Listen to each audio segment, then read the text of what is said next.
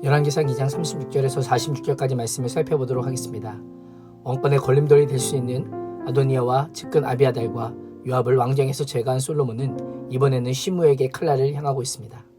시므이는 바후림에 사는 베냐민 사람으로 사울을 배출한 지파라는 것에 대한 상당한 우월의식을 가지고 있었습니다. 다윗이 압살롬의 반란을 피해 피신할 때 모욕과 비방은 물론 악독한 저주를 퍼부었습니다. 그는 다윗이 사울의 집안에 피를 흘려 왕자를 빼앗았으며 그로 인해 하나님께서 압살롬을 통해 다윗의 나라를 빼앗게 하셨다라고 주장했습니다. 다윗은 분노하는 대신 그의 말이 하나님에게서 나온 것으로 겸허하게 받아들였습니다. 오히려 옆에 있던 아비새가 시므이를 당장 죽이겠다고 하자 다윗은 아비새를 꾸짖습니다. 다윗은 하나님께서 자신을 불쌍히 여겨주셔서 저주를 선으로 바꿔주시기를 기대했습니다. 그러나 결국 압살롬의 반란이 실패로 끝나자 시므이는 재빠르게 베냐민 사람 1000명을 모집하여 이스라엘의 북부 지파보다 더 빨리 요단으로 내려가 다윗을 맞이합니다. 자신의 죄를 인정하며 용서를 빌자 다윗은 시므이를 죽이지 않겠다라고 맹세하였습니다. 그러나 다윗이 솔로몬에게 시므이를 처형하라고 유언한 것을 보면 시므이의 악행과 죄를 그냥 넘어갈 수는 없었던 것 같습니다. 솔로몬은 아버지의 유언을 듣고 시므이를 처형하기 위해 경솔하거나 불법이 아닌 매우 지혜로운 방법을 사용합니다. 시므이의 거주지를 예루살렘으로 제안합니다.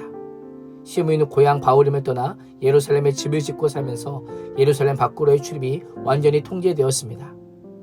솔로몬은 시므이에게 다시 한번 주거 제한을 강조하며 시드론 시내를 건너는 날에는 그의 피가 머리로 돌아가는 날, 즉 자기 죄로 죽는 날이 될 것이다 라고 경고하고 있습니다.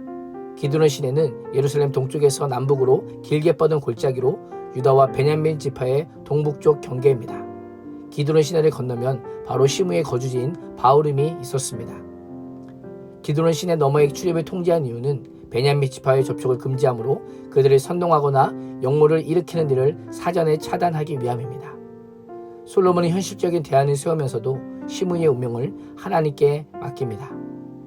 그 후 시므이는 솔로몬과의 약속을 잘 지키며 정치적으로 반역의 움직임을 보이지 않았습니다. 그러나 3년 후 예기치 않은 일이 발생합니다. 시므이의 두 종이 블레셋 땅으로 도망한 것입니다. 보고를 받은 시므이는 즉각 일어나 나귀의 안장을 지우고 종들을 찾으러 가드의 아기스로 가서 지체하지 않고 즉시 그들을 끌고 예루살렘으로 돌아옵니다. 이러한 시므이의 행보가 솔로몬에게 보고되었고 솔로몬은 사람을 보내어 시므이를 잡아옵니다.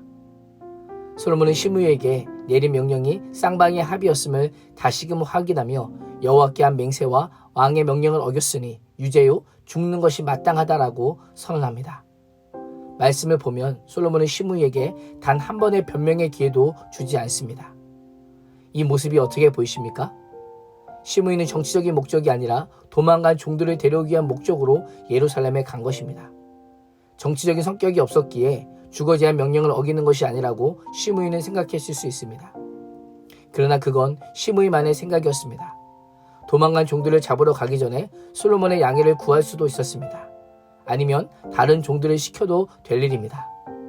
그는 자신만의 명분을 만들어 예루살렘을 벗어났던 것입니다.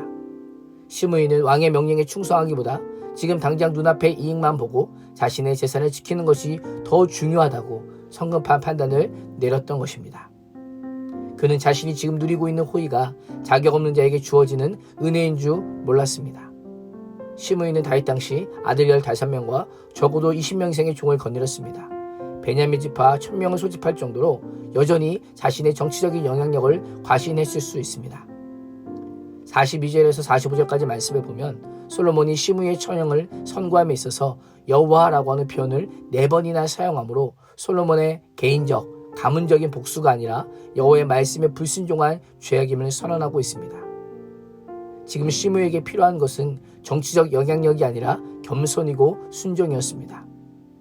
오늘 내가 하나님 안에서 누리는 은혜가 얼마나 큽니까? 이 은혜가 당연한 것일까요? 마땅히 내가 누려야 할 은혜입니까? 그렇지 않습니다. 이 은혜는 예수 그리스도의 십자가의 죽음이 전제된 사랑입니다. 자신의 생명을 아낌없이 내어주신 사랑의 공로입니다. 우리에게 필요한 것은 내가 가진 힘과 명예와 권력의 영향력이 아닌 겸손이요 순종입니다. 시므이는 간교한 방식으로 자신의 죽음을 연장할 수는 있었지만 결국은 죄에 대한 대가로 비참한 죽음을 맞이하게 됩니다. 솔로몬은 시므이에 대한 처벌이 그가 행한 악에 대한 하나님의 공의로운 보응의 결과임을 선언하고 있습니다. 시므이의 죽음은 악인이 행한 모든 행악에 대해 하나님께서 반드시 갚아주시는 분이심을 다시금 보여주십니다. 비록 그 징계가 즉시 이루어지지 않고 지연되는 것처럼 보여도 때가 되면 하나님께서 반드시 보응하십니다. 시므이는 하나님의 공의로운 보응의 결과로 처형을 당했지만 신적 왕국의 통치자로서 하나님의 공의를 실행한 솔로몬 왕은 하나님께 복을 받습니다. 열왕기 저자는 46절에서 나라가 솔로몬의 손에 견고하여 지니라 라고 평가합니다.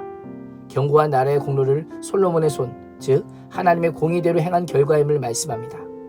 이는 솔로몬의 모든 숙청 작업이 하나님의 뜻에 따라 이루어졌음을 의미합니다.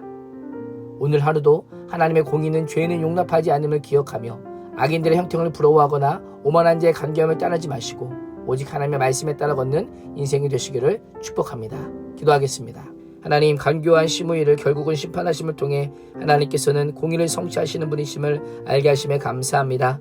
공의로운 하나님 앞에서 오직 말씀과 함께 말씀에 따라 걷는 인생의 행복을 경험하게 하여 주시옵소서. 예수님의 이름으로 기도합니다. 아멘.